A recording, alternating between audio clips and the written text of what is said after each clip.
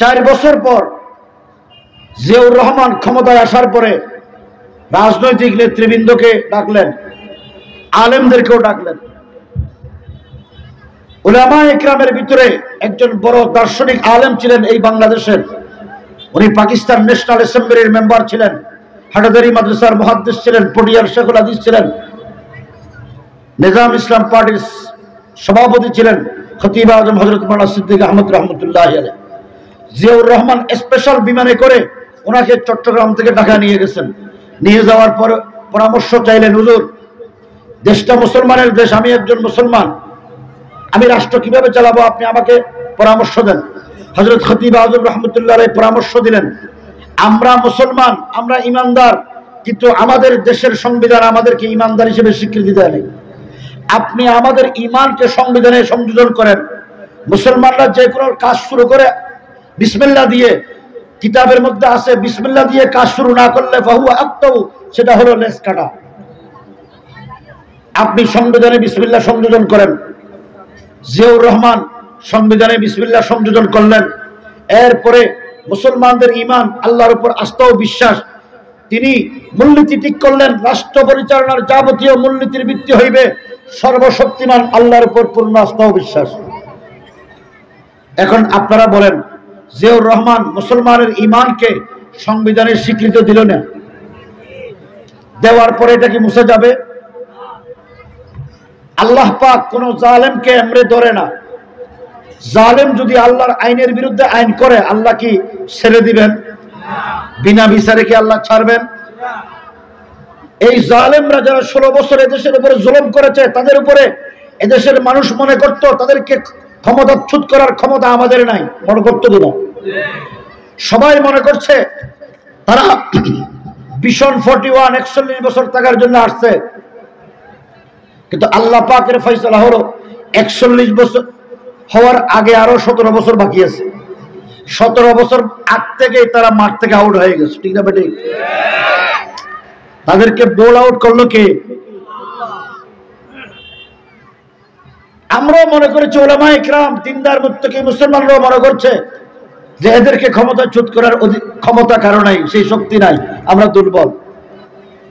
কিন্তু আল্লাহ পাক নমরুদকে যেভাবে শায়েস্তা করেছেন, ফেরাউনকে যেভাবে শায়েস্তা করেছেন, আব্রাহা বাহিনীকে আবাবিল পাখি দিয়ে যেভাবে ধ্বংস করেছেন, আমরা তো মনে করি এই জালেমদেরকে আল্লাহ পাক, যেখানে রাজনৈতিক দলগুলো ব্যর্থ, যেখানে এদেশের বিভিন্ন শ্রেণী পেশার মানুষ ব্যর্থ, সেখানে আল্লাহ পাক বেগুনাহ মাসুম বাচ্চা, যাদের বয়স 12, 13, 14 বছর, এখনো বালেগ হয় নাই, নাবালেগ ছেলে মেয়েদেরকে স্কুল কলেজ থেকে বের করে এই জালেমের জুলুম থেকে দেশকে মুক্ত করার জন্য আবাবিল পাখির মতো তাদেরকে মাঠে নামিয়ে দিয়েছেন।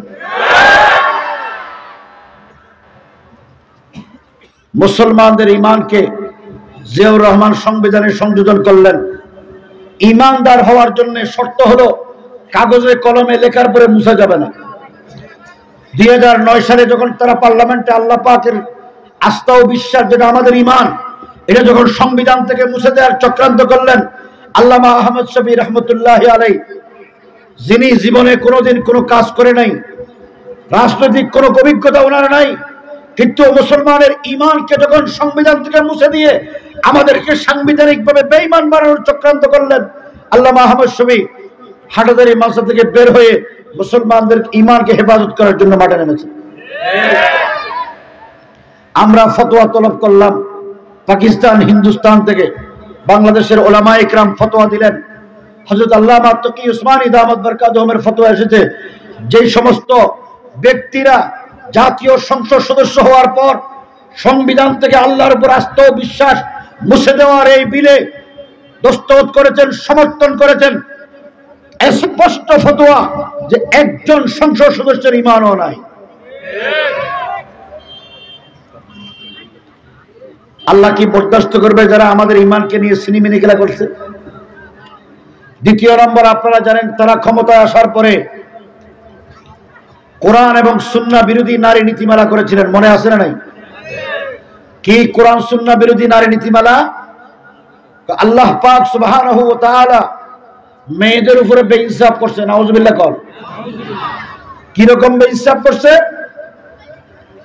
একই বাবার সন্তান ছেলেও মেয়েও একই মায়ের গর্ভ থেকে দুনিয়াতে এসেছে, বাবার সম্পত্তিতে আল্লাহ মেয়েকে দিলেন 1 ভাগ, ছেলেকে দিলেন 2 ভাগ।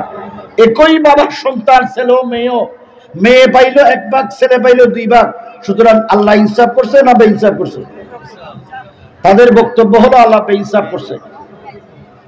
এখন আপনারা বলেন, আল্লাহ যিনি নারীকেও সৃষ্টি করলেন, ছেলেকেও সৃষ্টি করলেন, নারীকে কয় ভাগ দিলে নারীর জন্য ইনসাফ হবে, ছেলেকে কয় ভাগ দিলে ছেলের জন্য ইনসাফ হবে, সেটা আল্লাহ বেশি জানে না বাংলাদেশের এই মন্ত্রী এমপিরা বেশি জানে?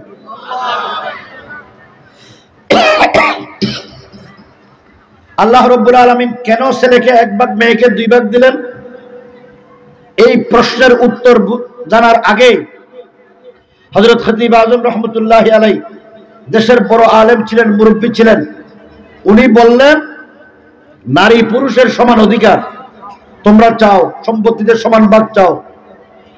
আমি উলামায়ে ইকরামের পক্ষ থেকে নবীর ওয়ারিস হিসেবে তোমাদের এই দাবি মানব, কিন্তু আমাদের একটা দাবি মানো। কি দাবি? দুনিয়াতে সন্তান ধারণ করে মা না বাবা? কথা বলেন। নাকি বাবাও মাঝে মাঝে ধারণ করে?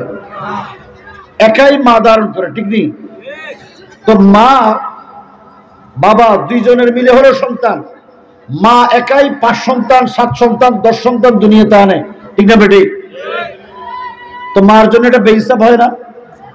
হযরত খতিব আজম বলেন, আমাদের একটা প্রস্তাব হলো, আজ থেকে প্রথমে সন্তান দুনিয়ার আনার ক্ষেত্রে নারী পুরুষের সমান অধিকার হোক, কারণ সন্তান তো মা বাবা দুইজনের। সুতরাং যদি মা বাবার 10 সন্তান হয়, আজ থেকে আমার প্রস্তাব হইল, মা সন্তান ধারণ করবে পেটে 5 জন, বাবা সন্তান ধারণ করবে পেটে 5 জন, তখন ইনসাফ হবে। এটা কি সম্ভব? বলো সম্ভব? হযরত খতিব আজম রহমতুল্লাহি আলাইহি একটা কিসসা বলতেন, বলবো? এখন শীতকাল না গরমকাল? নারী পুরুষ স্বামী স্ত্রী দুইজন বলে শীতকালে ঘুমাইছে। এক তো শীত, আরেক দিকে কনকনে বৃষ্টি, পিনপিন বৃষ্টি। বৃষ্টির ভিতরে স্বামী স্ত্রী দুজন যখন ঘুমাইছে, রাত্রে অর্ধক যখন হইল, স্বামী বেচারার পেশাবে ধরছে। পেশাবে ধরার পর স্ত্রীকে বলে, ওগো আমার তো পেশাবে ধরছে, বাহিরে গিয়ে করে আসো। বাহিরে তো বৃষ্টি এবং শীত, আমি যদি বৃষ্টিতে ভিজি তাহলে বয়স হয়ে গেছে, আমি অসুস্থ হয়ে যাব।